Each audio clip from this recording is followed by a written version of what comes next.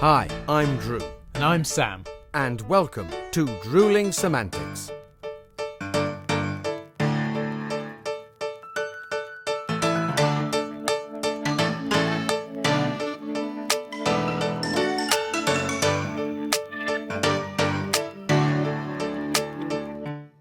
Hello, you old git.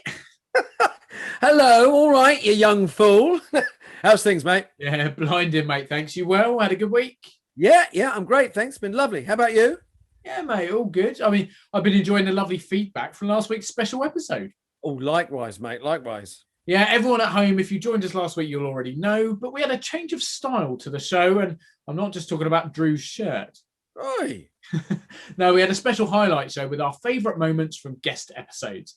This week, though, we've decided we're going to try and go one better. Yep, I've got an even brighter shirt. No, seriously, we thought that we'd give you and ourselves something extra special. A highlight show focusing purely on us. Well, it's not going to be a very long one then this time, is it? You will be surprised, mate. We've crammed a lot into this show. It's full of goodies. Oh, I know. I'm only joking. So go on, you're going to give us a couple of spoilers. Well, no, but I can tell you that we have tall tales, short stories, anecdotes, memories, questions, answers, animals, vegetables, travel, and squirty ladies. I don't remember that bit. Well, pour yourself a beer, mate. It'll come back to you. Cheers. Cheers. Maybe there will be a lot more audible stuff on TV when it comes to adverts. Like the imagery doesn't necessarily feature people interacting. It could be a lot more voiceover adverts with just products on screen. We've also seen quite a lot of utilizing Zoom and home recordings within adverts. So people are either recording stuff themselves or it's made to look like they've recorded it themselves at home or whatever, because that's what people are familiar with right now. I mean, even what we're doing now, being on a video call, doing this podcast, this is the kind of thing that we would do normally sat in a pub. Exactly. And the difference is we've added a microphone and added a camera and we're not actually near each other. No. Which is brilliant. Fantastic. I mean, I think Thanks, I think a lot. I'm glad you're so happy we're not near each other. Oh dear. Just no. I mean, it's brilliant that we can do this. Yeah.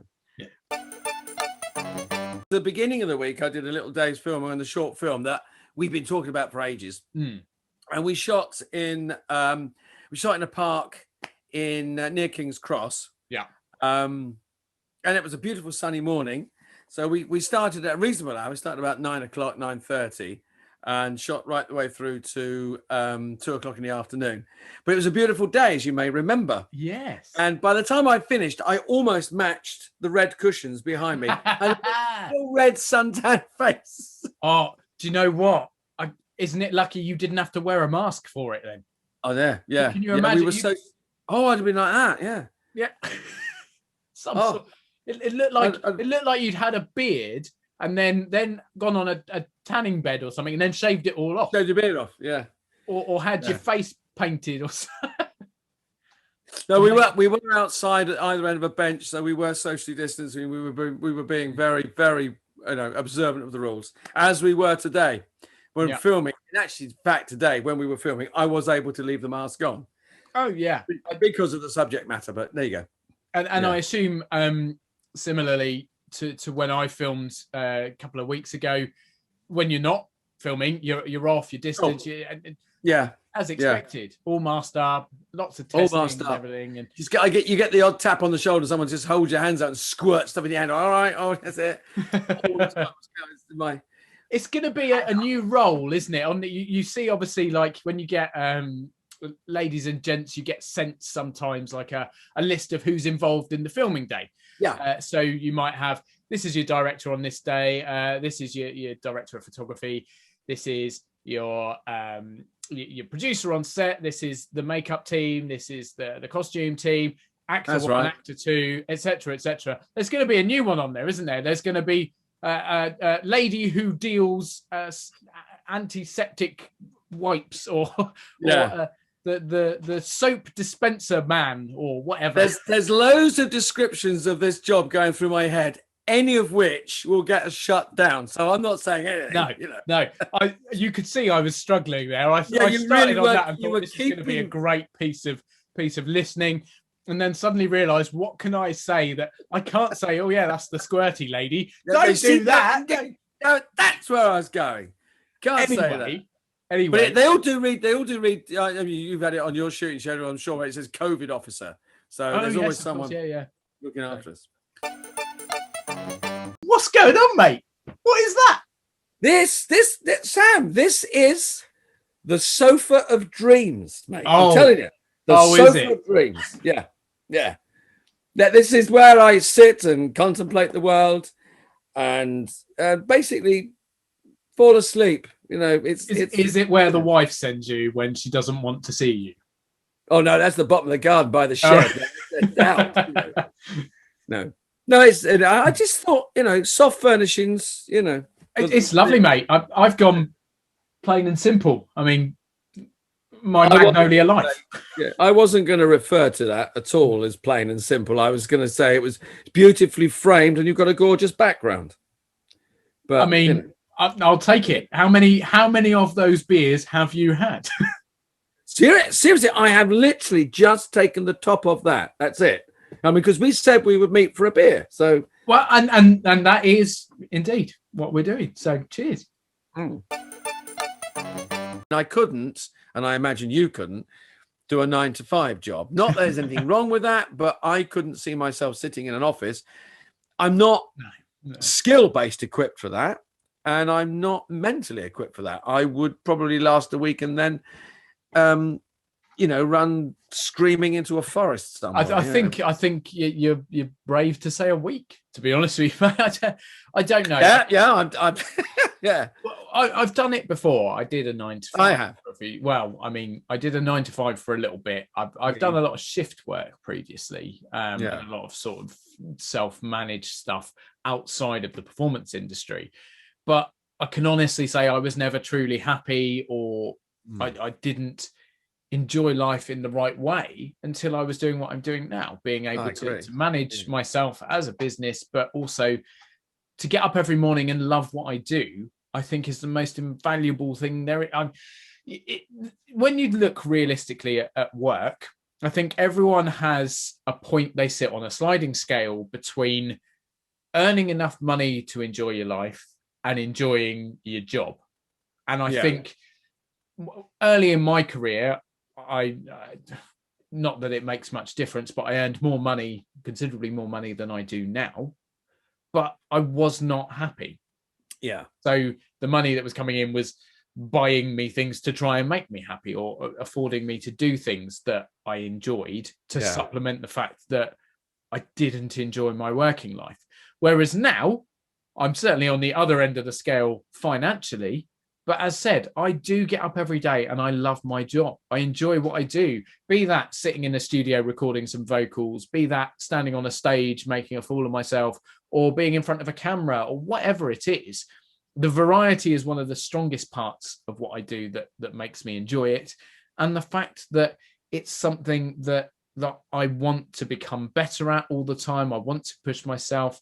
And I just love doing. And I think it's really, really important. And I'm not saying that people that don't enjoy their jobs aren't doing the right thing, because if you sit somewhere else on that sliding scale, then that's fine for you. But you have to know in yourself that you're happy.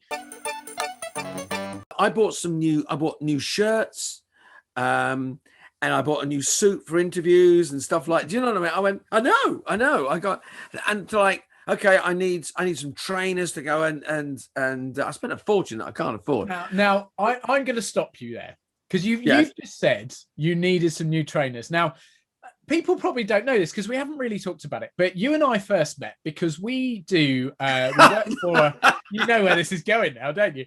We work for a touring dinner theatre company. We do immersive theatre events which are based around sort of a 3-course meal with a bit of entertainment mixed in, and they are themed homage to British comedies, classic British comedies, things like Only Fools and Horses, Fawlty Towers, Hello Hello, etc., etc. Real kind of the heart and soul of British comedy that British everyone's classic seen, comedy. everyone loves, that kind of stuff. And you happen to play a certain rather important character in Fools and Horses, don't you, Mr. Pencils? I do. I play Del Boy Trotter. You know, it makes sense, eh? There you go. Indeed. And the reason that I've mentioned this, and it might seem a little off topic, but you just uttered the words, I needed some new trainers. Now, I won't make you go and get them because I imagine they're hidden away in a case somewhere because they are, yes. We haven't been able to do dinner theatre for quite some time. But ladies and gentlemen, Drew owns a pair of the whitest trainers I have ever seen. So I've currently got a ring light on me in the studio to brighten things up, and that is basically blinding me, and it doesn't even compare in the slightest to the color of Drew's trainers, because they only ever get used when we do our dinner shows. Our shows, Other than that, they sit in a box. So he wears them for about 2 or 3 hours. Back when we were doing this a lot more, maybe twice a week. But they never go outside. They are only ever indoors or on a stage. And I've never known someone to keep trainers so clean. So I don't know what you're on about needing new trainers, mate, because you've got the glow in the darks on the spare, surely. Well, they are professional use only, my friend. They are either these, the ones I bought.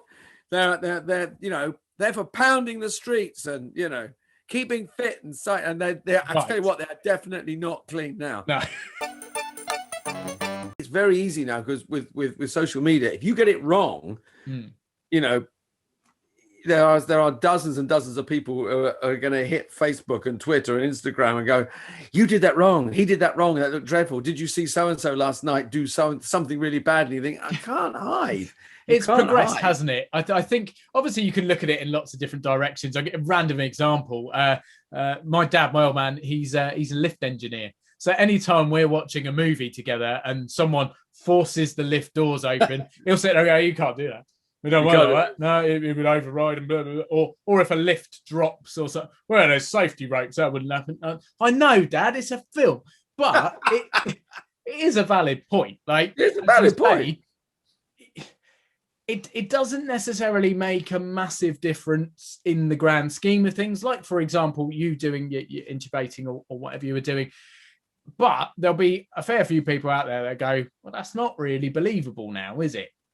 So it does help. I think it does help. It's a massive difference to have accuracy and just to go that extra mile.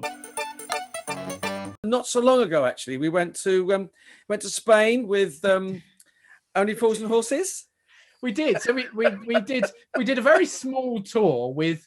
Was it 2 shows in Spain and 1 in Gibraltar, or 2 in Gibraltar, 1 in Spain? I can't remember which, but I think it was 1 in Spain, 2 in Gibraltar, mate. Yeah, that was that was an entertaining time, wasn't it? Yeah, it was a lovely restaurant on the seafront in Malaga, beautiful, yes. And we arrived full of this is going to be great. It was about 38 degrees or something. It was. It was warm. Let's go with warm. Yeah. And I thought, well, maybe Del Boy won't wear the sheepskin coat tonight. So, which is all very well for you when Boise's there in his full tuxedo, Trigger's there with his jacket and whatever. Whereas Del Boy can go, "Well, do you know what? I'm just going to wear my polo shirt tonight." That's it. I'll just wear my polo shirt tonight. But well, you say that. I mean, interestingly, getting in and out of those costumes, where were we? Well, so bless her heart, I'd spoken to the venue owner beforehand, and I said to her, is there somewhere we can change? And she said, "Oh yeah. There's like a little room." I'm pretty sure she used the word room, where our staff store their things while they're working. So you're more than welcome to use that during the show. So we wandered in, and I said, "Oh yeah, could we have a look at the room?" To sort of raised eyebrows. The room was, well, I mean, I think you'd be generous calling it a wardrobe.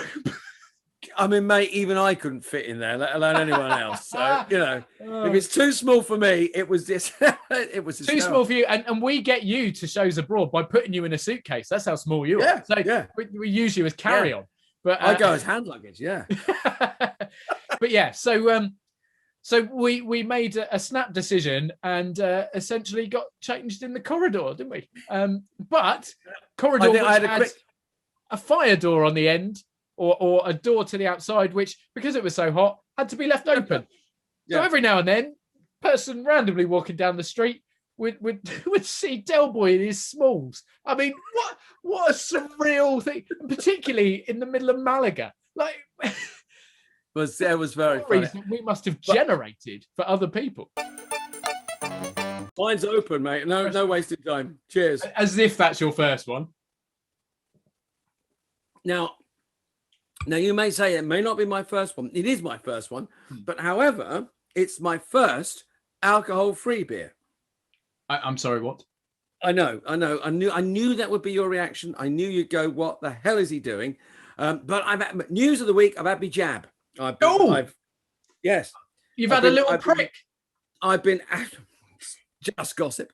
I've been AstraZeneca, mate. Yeah, I am now waiting for my. Inoculized or whatever the word is. Yeah, vaccinated, vax pricks. You call it what you will. Yeah, absolutely. And you say, why are you drinking alcohol-free beer? It's apparently, this is maybe true, maybe just urban myth, maybe just me going, but apparently you're not supposed to drink, or is advised, don't drink for a couple of weeks because alcohol affects your immunity system. So me going, I want to be as vaccinated as possible, I'm not drinking real alcohol. Do you think that's what the anti-vaxxers' actual issue is? It's nothing about Bill Gates putting a chip in your brain and tracking you. They just want to drink. Yeah. Well, Solved I kind of see their point, but no, I mean, apparently that is that. So there we go. Alcohol free. I'm hiding the label. I've got a donkey story. Got a donkey story. A donkey story. Here we go. Sorry, it was a nativity play. Well, you'd hope so. I'm not sure why else there'd be a donkey on stage. The local theatre, and there's no room. There was very little room backstage for to keep a donkey. So the idea was that Mary Joseph and on a real donkey would come on across the stage with a donkey, get off the donkey, and then someone would get rid of the donkey, but it would make a lovely entrance. Now, I need to interrupt because I'm not sure whether you were about to allude to it, but I would like to know at this point which part in this nativity you might be playing, because I have got images of you in a crib, in swaddling or whatever you call it, but because there is no way you're going to tell me you're a wise man, because I can only suspend my belief so far. So go on. I actually wasn't on stage. I was one of the stage. Although we did sort of shuffle on when they needed bodies at the at the end. When bodies. The Christmas massacre. Well, we were sort of like various shepherds and angels. Oh, right. So beautiful nativity. They needed to fill the stage. Right. Just the way you said that was like, what? I need to see this version of the nativity. But no way.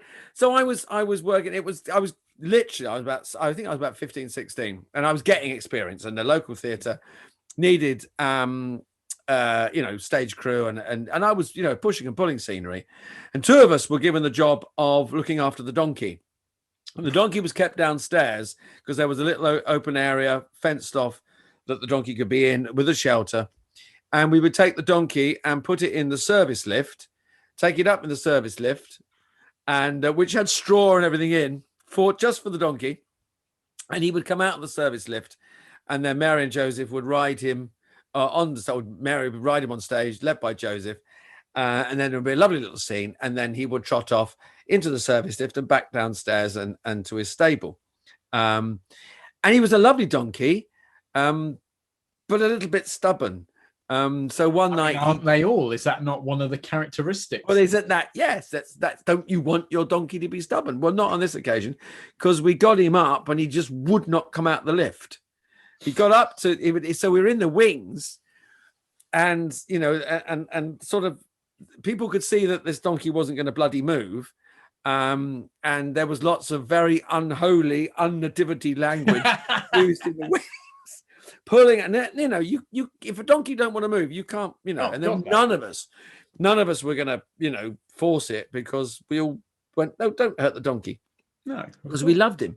And I can't remember his name now, but so there was like donkey in lift, not moving, and Mary and Joseph had to like shuffle on stage, and someone decided, and I don't know who it was, to this day I don't know who did it, but as they went on stage, and it certainly wasn't the donkey because I was standing next to it, someone went and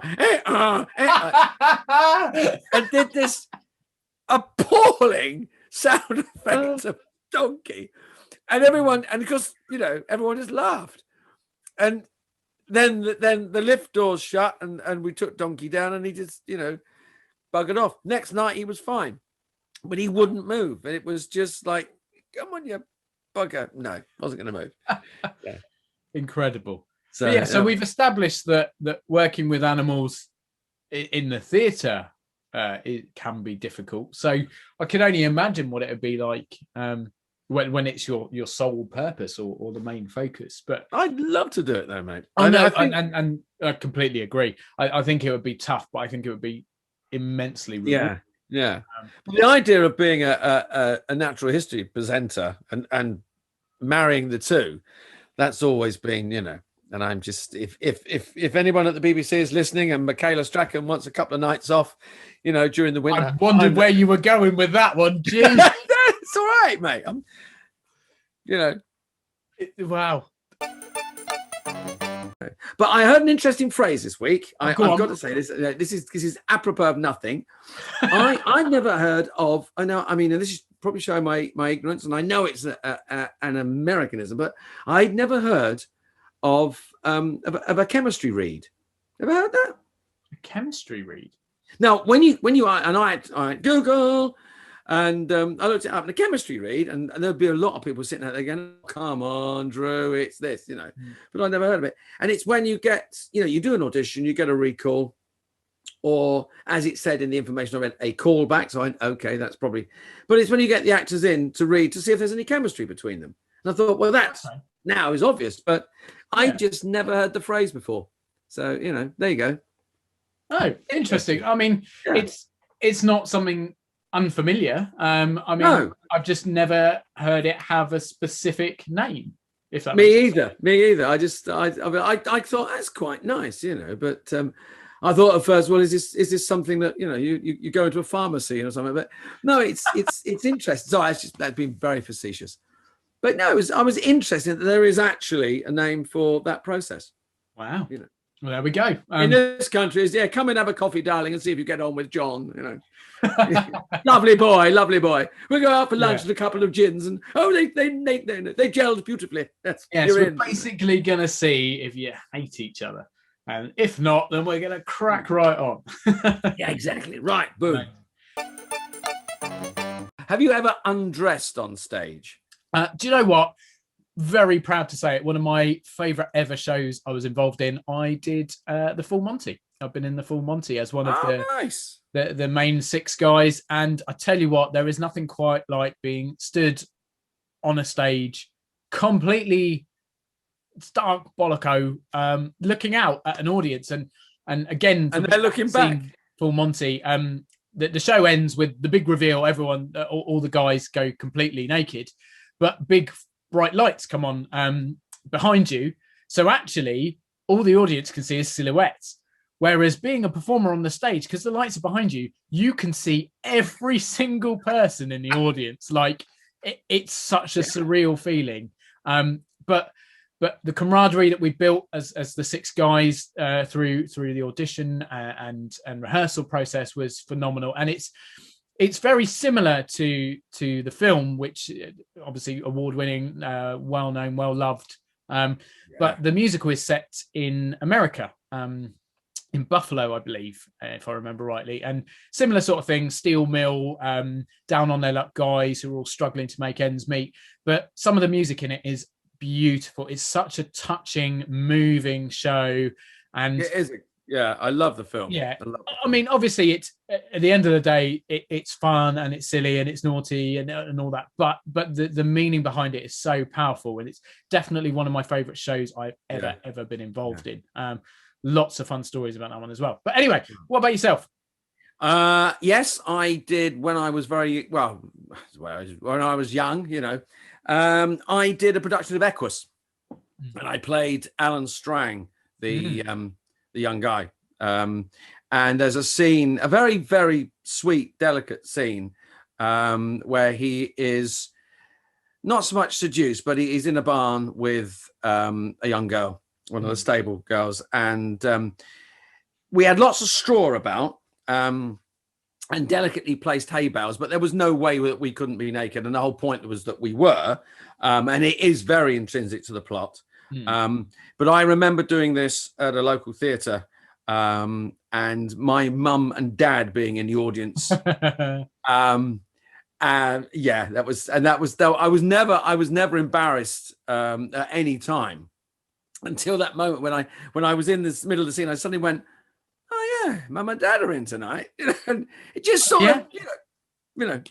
Do you know, I had a not a similar experience, but because I wanted to be confident in my body for Full Monty, I had sort of I started a personal training regime leading up to the show and for the performances.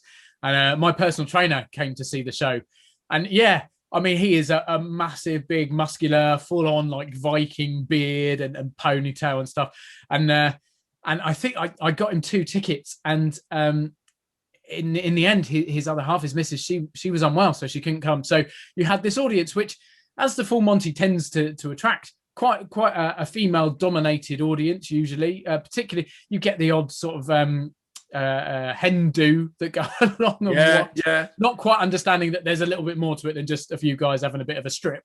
And so it was hilarious looking out into the audience and seeing mainly women, and then this massive muscle-bound guy sat in the front row on his own. So shout out to Shane. Thank you for coming along and supporting me, mate. Hope you're well. Brilliant. I love that. It's a great story. When you talk of audiences, you will never have such an honest and such an enthusiastic audience as a group of children. I think that. Yeah. And I toured with you may know them, Hobgoblin Theatre. I do know. Yes, I do. Yeah. Superb. One of my favourite companies I've ever worked for. So if they're listening, thank you guys. Loved working for you. Bring me back. But again, big transit van with all the set and stuff in the back, 3-hander tour. And we were doing 2 to 3 schools a day, but it was obviously, because it's schools, it's within school hours. So at least you've not got horrendously early starts like you had this morning, or really late finishes, as are prone to happening on film sets quite often. But just silly little, I've got some great memories from doing that. Silly things like sitting in the staff room at about 7:45 in the morning and eating toast with like the teachers, because the kids were still going through their morning reception or whatever, and they just thought, "Oh, do you want to come chill with us?" And it's just these funny little things. I mean, I'm sure you've got hundreds of little moments that stand out for you. I remember from the schools tour, I remember this is how long ago it was. We were in Southport, in a big theatre in Southport, on the day of the first Live Aid concert. So there you go. Wow. The very first Live Aid concert. We were playing to about 500, 600 children. And I used to go up playing Little Arrow. I used to go on various little adventures and run around the auditorium and get the kids all involved in the storyline. And that basically was why there was a scene change going on. Then I'd leave the stage, run around the auditorium, and get back on the stage. And the scene changed with it, and we were into another part of the story. And all the way through the play, I'm being pursued by a wolf that wants to kill me. That's perfect subject matter for children, isn't it? Teaching them all about how wolves want to kill them. How wolves want to kill you. But each time I'm protected by a grizzly bear who becomes my brother. Hence, Little Arrow meets the grizzlies. And at one point, I draw a bow and arrow, and I'm about to put an arrow through, the temple of this wolf. And I drop the bow and I go, "No, I cannot harm you, brother wolf." And this one little voice came out, and dear listeners and subscribers, I've got to use the word, but I said, no, Brother Wolf, I cannot kill even you, or whatever the word. And this little voice from the back went, ah, Christ, what a wanker. Oh man, that was this child's critique of the the Red Indian Nation, if I'm allowed to use that term, the native Indian nation. Yeah. I should Wow. say. Yeah. Wow. Yeah, I was hysterical. I mean, but, do you know what I think, and that shows kind of the honesty of kids. We've both done Panto numerous times, and the amount of time I've played a villain a few times, as have you actually, and the amount of times you get to the climax of the piece, and the hero has won the day and captured the villain, and they utter the traditional out to the audience, what are we going to do with him, boys and girls? And to a T, to split second timing, every single little voice in that theatre will go, kill him! And you're like, what are we bringing our children up to want to do? I'm drained, mate, drained. Yeah, bloody kids do take it out of you. No, I mean, I've drained my beer. We have an emergency. I won't be a minute. No, hang on, Drew. Look, we are still recording, mate. I did this last time, didn't I? Yes, you did. I need a bigger glass. What you need is to get a move on, mate. Honestly. Sorry. Right, can we get on now? Don't let me stop you. Cheers, mate. Weird costumes, wearing weird costumes. I did once. I was an elf once, in the background of a photo shoot. Right. And I literally just dressed me as an elf and made me stand there. I, to this day, don't know why I was there. I have no idea why there was an elf in the back of this shot. I just don't know. It's a period drama, and there was it was advertising a garden centre. Are you sure you were an elf and not a gnome?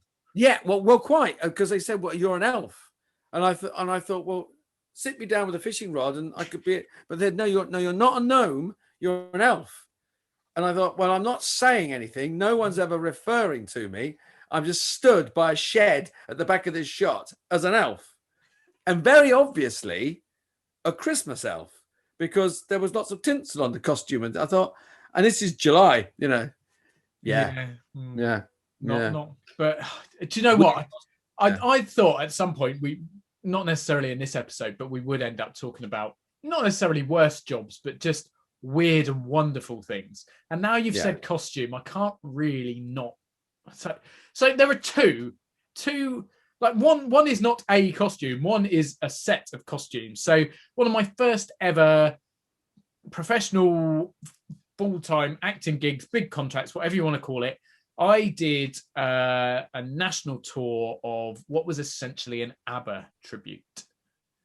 Yeah, I mean, it doesn't really need any more information other than that. So yeah, just lycra, catsuits, shiny, sparkling. Yeah, that's all that you need to know about that one. But that pales in comparison to this next one, mate. So a little bit of backstory. I worked for a theatre company who quite often did events, and there was a large. What the hell was that? Did you hear that? It was a random bleeping noise. Random bleep. Yeah.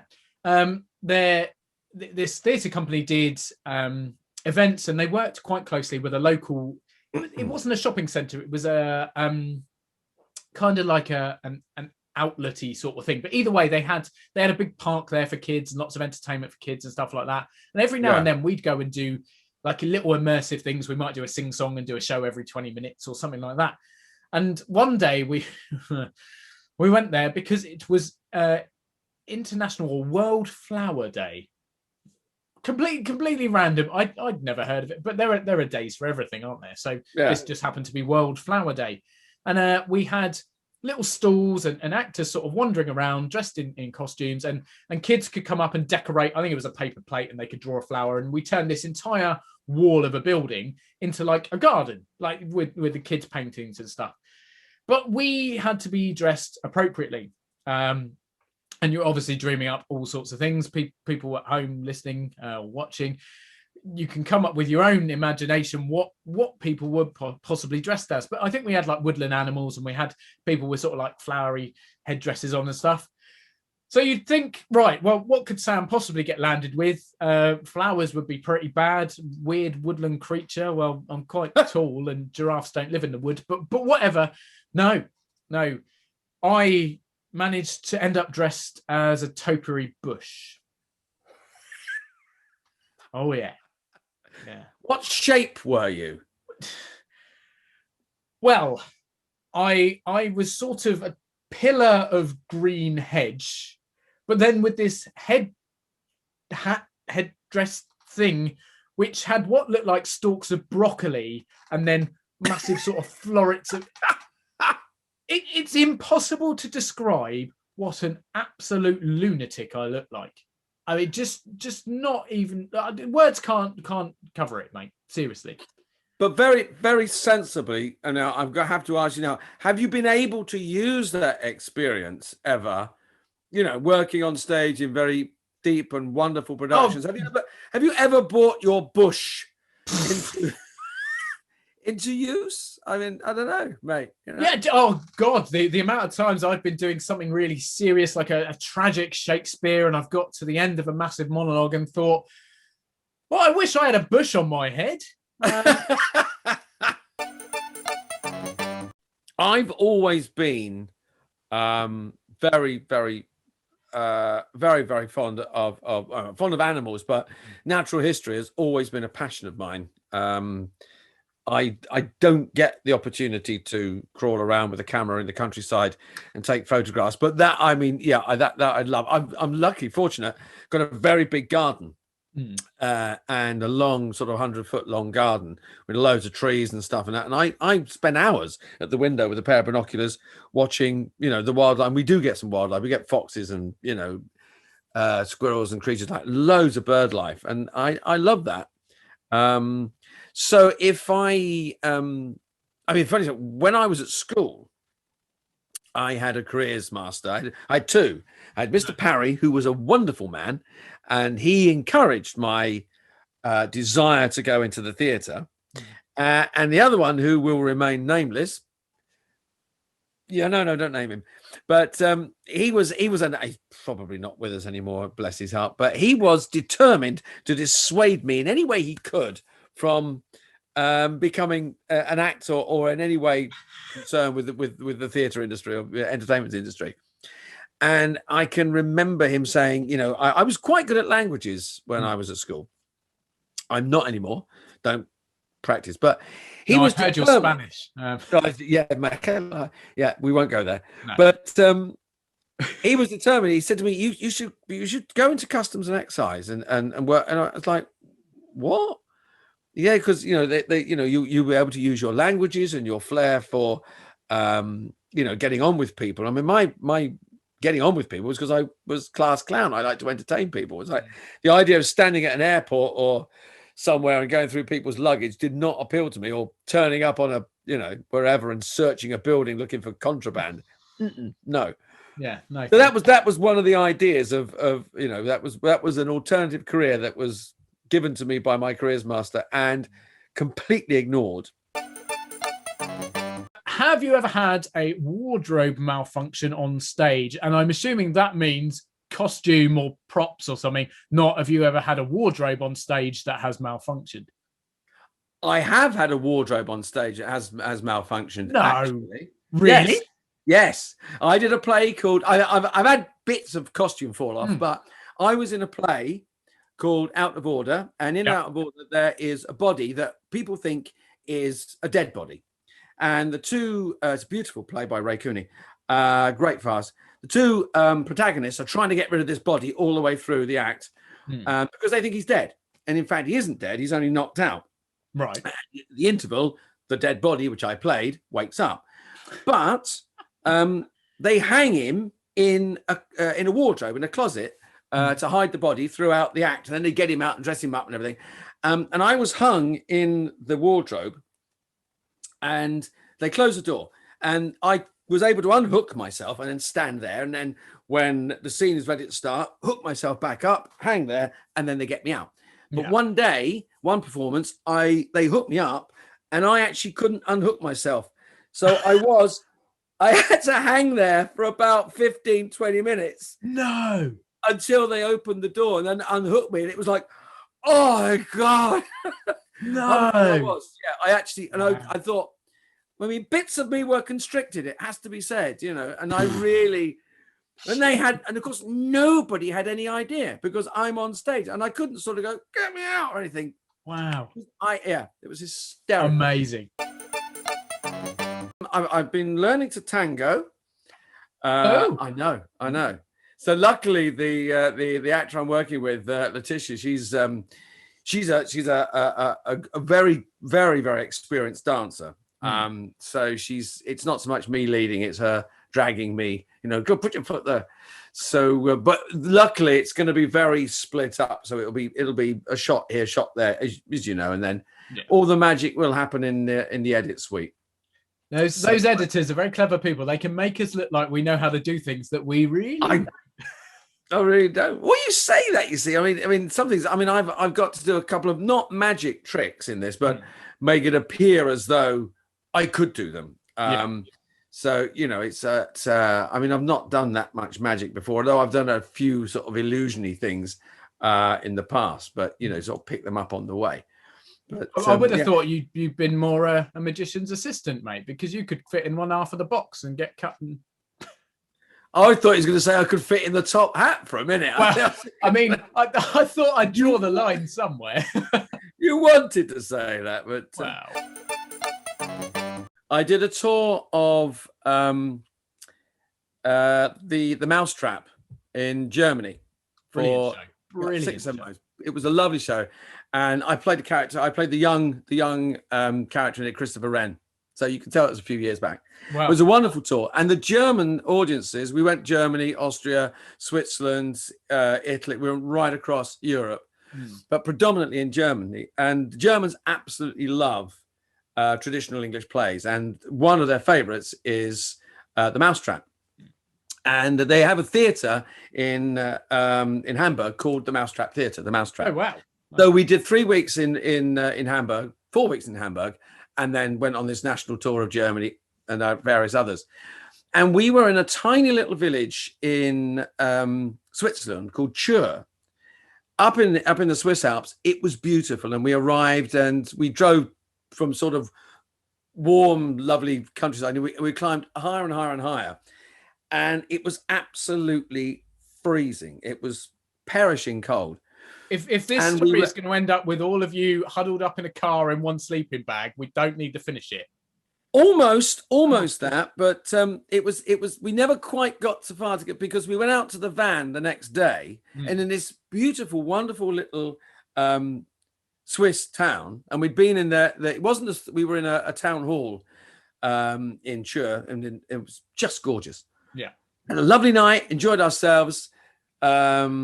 The crew bus drove back to the hotel. We were all traveling all together. So there was 8 of us on this crew bus. Got back to the hotel, got up in the next morning, got out to the crew bus, and the back doors had been taken. 2 of the seats at the back of the van gone, and all the wheels had gone.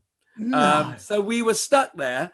The crew, in the meantime, the stage manager and the technical manager are off. They'd gone to the next venue. So we were sort of like, what do we do? What on earth do we do? You know, when we had a stage manager with us, we had a assistant stage manager. He said, "Don't worry, I'll make a few phone calls." It's like, what phone calls are you going to make? You're from Watford. You know nothing about Switzerland.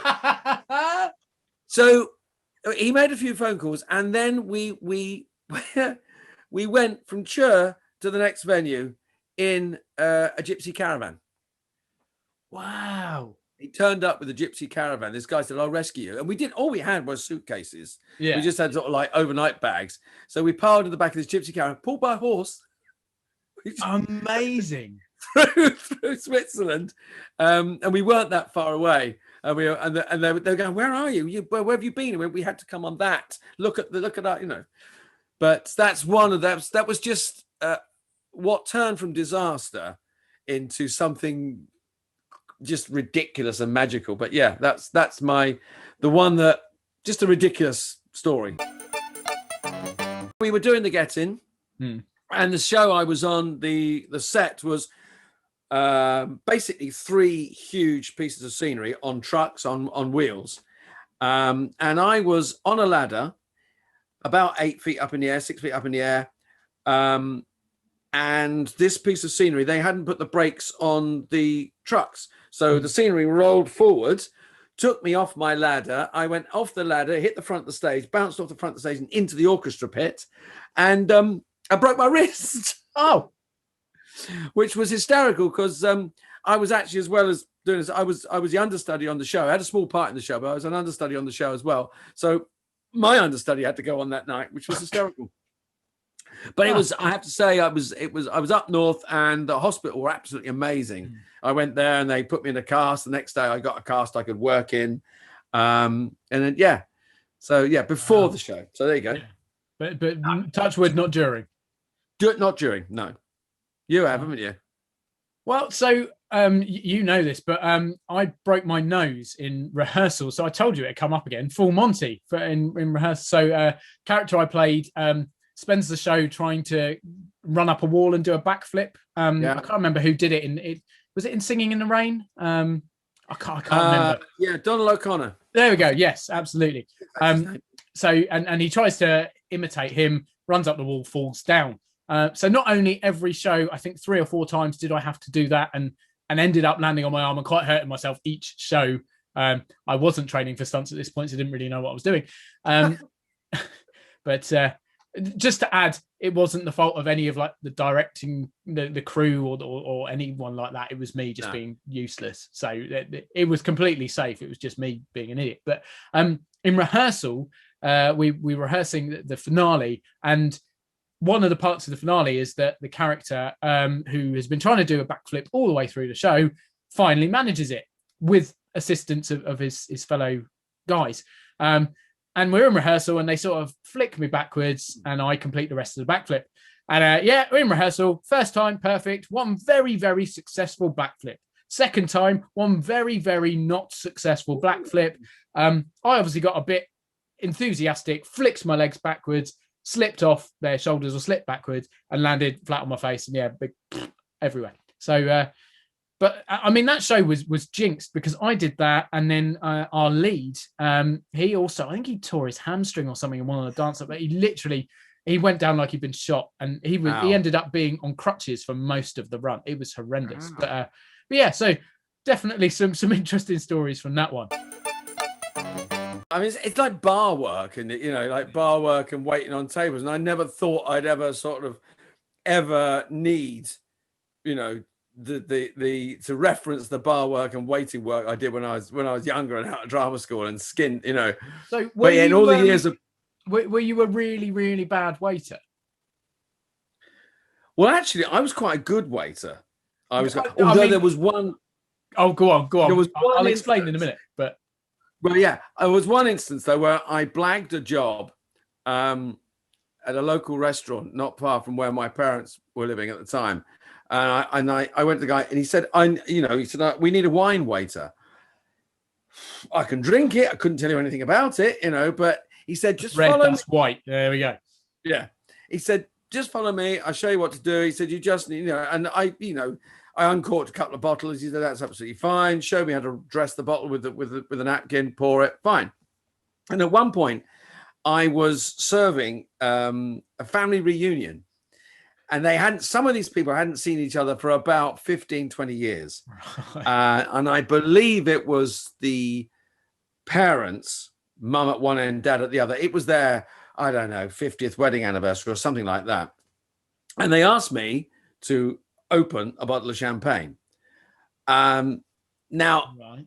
It was expensive champagne, and I wasn't that skilled at opening a bottle of champagne. Certainly when you can't put it on the table and put a tea towel over the top and just swear a bit, you've got to do it. Yeah, that's not quite as, what's the word? Not quite as eloquent doing it that way, is it? When if No, you're waiting a table as the wine waiter, you want to look a bit more professional and confident. So yeah, You'd think, wouldn't you? You'd think, yeah. But I had this that's bottle. the idea. I had this bottle of champagne. I had the bottle shoved under my arm, and for about good 3 or 4 minutes of vigorous struggling and shaking. So you can imagine what's happening. And eventually, the cork came out, and I was at one end, but Mum's end, to serve Mum first. And the cork shot right the way down the table. It hit the guy, Dad, square in the chest. And of course, quite a lot of champagne went over the table. Right. There was about a 5-minute silence, or 5-second silence. Sorry, 5-second silence. Everyone's like, "What the hell has just happened?" I'm like, "Oh, I'm going to be sacked." And then everybody just burst into laughter, and I'm like, "I'm going to go over here and get another bottle." The head wine waiter grabbed me by the scruff of the neck and hauled me off, and "What the hell do you think you're doing?" or words to that effect. So the rest of the night, I was literally just polishing glasses and kept well away. But at the end of the night, I thought I'd lost. I didn't lose my job. They kept me on and gave me menial tasks until they taught me. But at the end of the night, the guy came up who I'd shot in the chest with the cork, squeezed a tenner into my hand, which in those days was a lot of money. It was like, bloody hell. Back then, that'd buy you a house. Well, you could in those days, yeah, a car. But he said, "Thank you, mate." He said, "I hope you still got your job, and you are possibly the worst wine waiter I've ever seen." He said, "But we've sat there for 25, 30 minutes, no one really saying anything." And he said, "You literally broke the ice with that, Brilliant. But dreadful moment. Dreadful moment. Every cloud, mate. Every cloud. So, and then of course I use that now in the as and Manuel. That's obviously where I was going when I said, "Are you a bad waiter?" Yeah.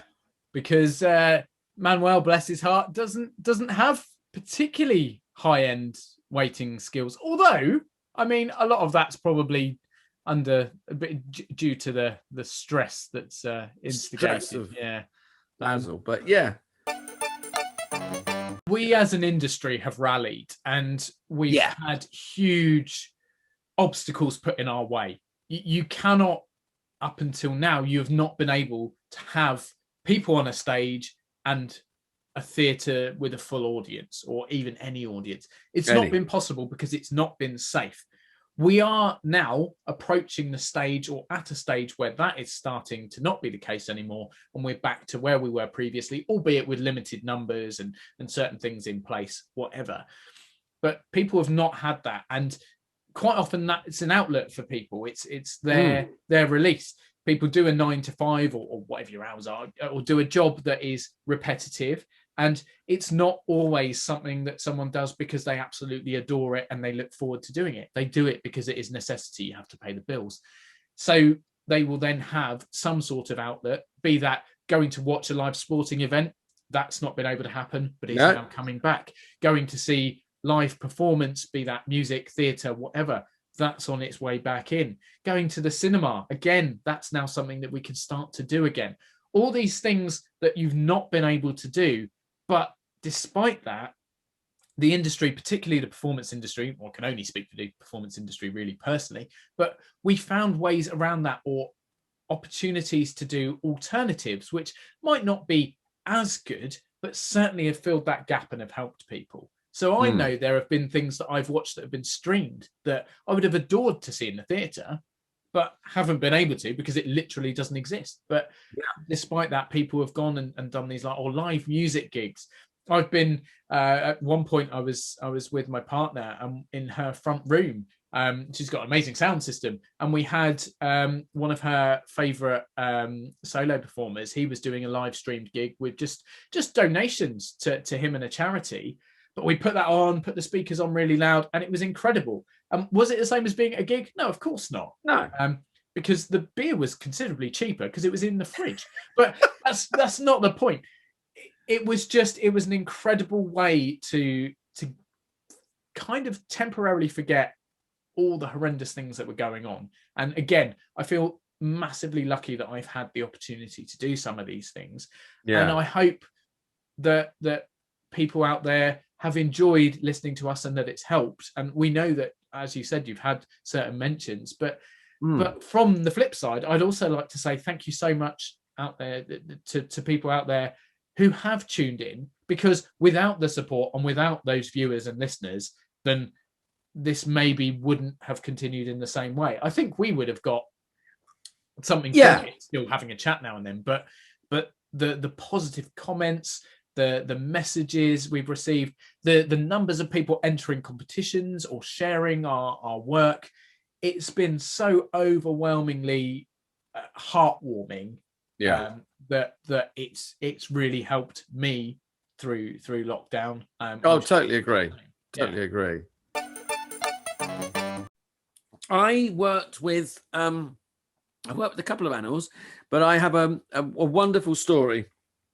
It was my very first, again, from my first job. I got a couple of, and we did a play called Sabrina Fair.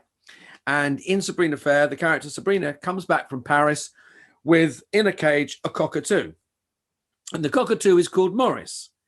Now, it was my first job, and I was an acting ASM, assistant stage manager. And they said to me, right, Andrew, could you make us a cockatoo? And we were in a seaside town performing in where was it? In Sidmouth. Yeah. And so I thought, right, I'll go down the beach. I'll grab some feathers, etc., and I'll make not Sidmouth, I beg your pardon, Southwold Summer Theatre, Southwold. And I'll grab some gull feathers, get a bit of polystyrene, shove some feather in, stick it on a perch in a cage. No one will ever know. On the way to the beach, I find a pub. Right. I didn't go in the pub. I went in the pub because hanging outside in a cage was a cockatoo. A real one. A real cockatoo. Right. And it had a collecting, there's the boat shapes for the RNLI, the lifeboat collecting, hanging underneath. Yeah. And I went in the pub and I said, can we borrow for our play your cockatoo? And they went, of course you can. And his name was Murphy. Now, I should have the chances, mate. I know. But I should have known that a cockatoo hanging outside a pub yeah. Well, anyway, he behaved perfectly. He behaved absolutely perfectly until one night we pulled the cover back, and that cockatoo knew more swear words than the changing room at Twickenham Rugby. I mean, honestly, he was just the foulest mouth. They don't thought the comb went up, and he's opened his got because he was in a pub. And we got him quickly off stage. I thought, I'm just going to lose my job now. Amazing. Absolutely amazing. So the next day I went down the beach and got some feathers and stuck it in some polystyrene, and Murphy was cut. Can I just say it has been an amazing 3 months. And I'm so excited for the future. So thank you for being here with me. Thank you, mate. Yeah. And again, to all our listeners, viewers, subscribers, the Drewling Samantics family, thank you so much for being here with us on this journey. And please do stick around, because as we say, it's only going to get better. The more we can do, the more we can bring to you. I couldn't have put it better myself. That's because you already did, mate. But that, my friend and dear listeners and viewers, really is it. The end of season 1 of Drewling Samantics. There is no more. Way to end on a downer, mate. Well, it would be, Sam, if we weren't back next week for season 2. Of course. And it's going to be amazing. Not only does that mean more of us, but also more guests, more competitions, more fun, and a lot less of the unwelcome guest. No, I wouldn't miss it for the world. Yes, season 1 was brilliant, but we have so much more to come. So please keep listening, watching, and subscribing. And until next week, ladies and gentlemen, look after yourselves. Sam, I'll see you in season 2. Cheers, buddy. Cheers, mate.